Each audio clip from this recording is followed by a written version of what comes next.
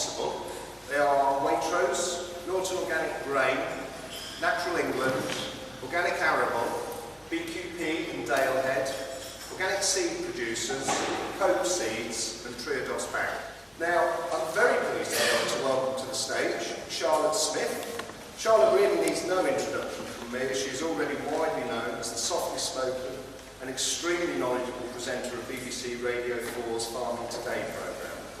I have to say before we start, this is the nicest potato store I have ever been in. As Richard has outlined, we have a very busy schedule today, and I have been made aware that if we run over in any way, then the whole day collapses in ruins about our ears.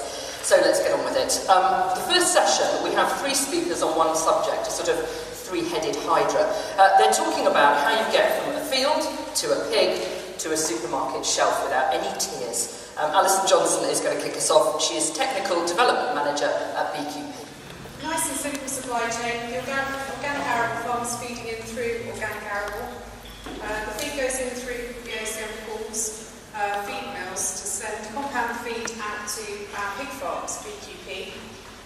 We then send the pigs to our sister company, Dalehead Foods and Processing, where they then go to various other specialist factories for further processing into pork, ham, bacon and sausage, before arriving back in Waitrose as a Dutch original from Waitrose product. So that's the supply chain we're talking about. We along with a number of suppliers are involved in 2 bits, so we're very much engaged in that entire process. As you try and grow your business, are you confident you can get enough from UK farmers? Well, I think this is why I think we need to be engaging with the opportunity that TSB is presenting at the moment to look at how the issues, what are the boundaries and what's the scope to get more farmers involved in growing some of these crops. John? Well, just to say that one of the reasons for getting involved with this was that we want to be UK producers supplying people with UK produced wheat, and I have to just say that organic arable, I think, is the only merchant out there who doesn't deal with any imported material at all. Richard? Well, I need to say that we want to do as much as possible, and I'm delighted that we've seen an initiative today that shows us that through a dedicated supply chain we can increase supply of wheat, and that the more that's grown, the better. How comfortable are you with a lot of wheat in rations coming from the Far East of Eastern Europe?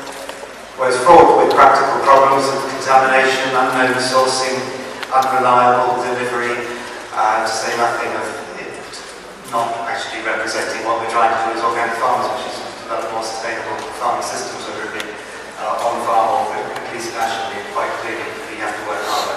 Just for that, Hugh Bowles from Moscow. I represent organic livestock producers, and with the cost of cereals increasing, I've got a concern about ongoing stockless arable systems. I think as resources become scarce, I think we need to ensure that we're getting maximum use out of all parts of the rotation. John? If my wife was here, she would tell you how every January I start thinking about what kind of animal I should be getting on the farm to make my system more sustainable. By the time I get to March, I've come to my senses. I think you're right. The difficulty is, I think, that where we are, the skill set, the skills of livestock farming, we sang with, almost disappeared. The infrastructure is not there anymore to not only fencing but in abattoirs and the like. I think you're right. I just think that we've got rid of so much of our infrastructure that I think it's going to be quite a difficult thing to do. Well, as a livestock farmer, I have surprising enthusiasm for stockless systems. I've been on the fringes of research on stockless systems for 20 odd years, and I'm actually more optimistic than many people, and not only can they be made to work well, but if you get the green manuring right, it can allow an intensity of fertility building which actually you can't replicate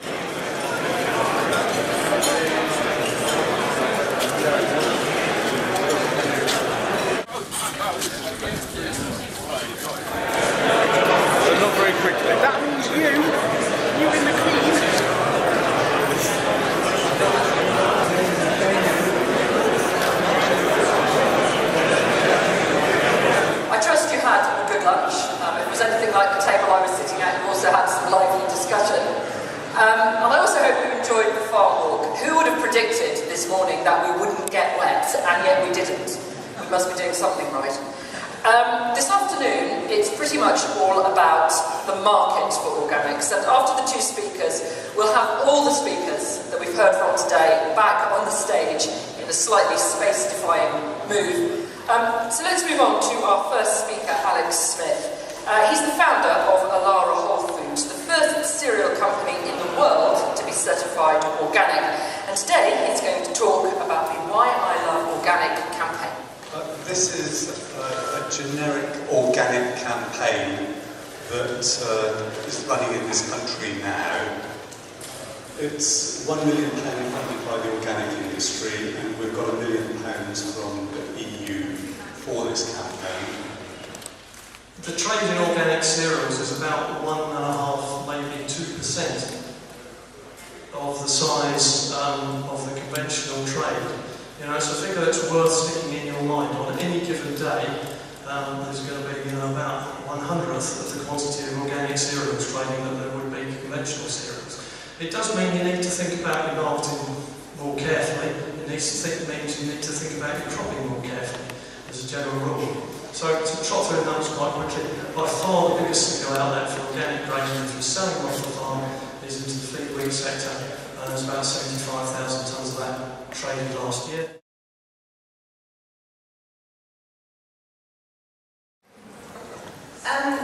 There seems to be a little bit of a split between people wanting local produce and organic produce.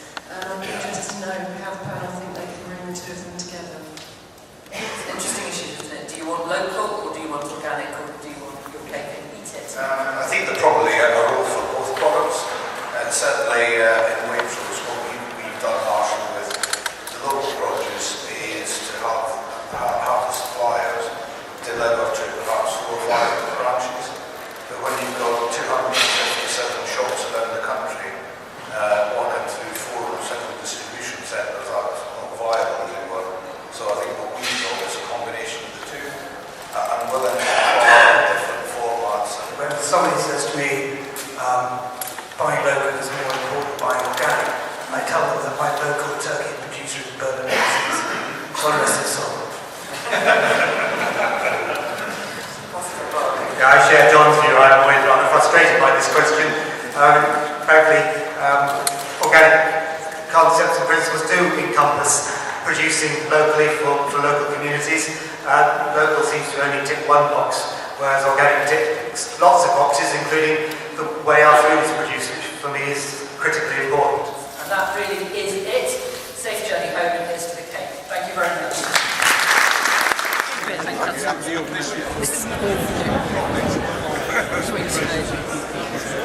That's basically all that we'll get on farming today, tomorrow, isn't it? I went to a show yesterday, had a lovely slice of cake. Interesting day, rained a bit.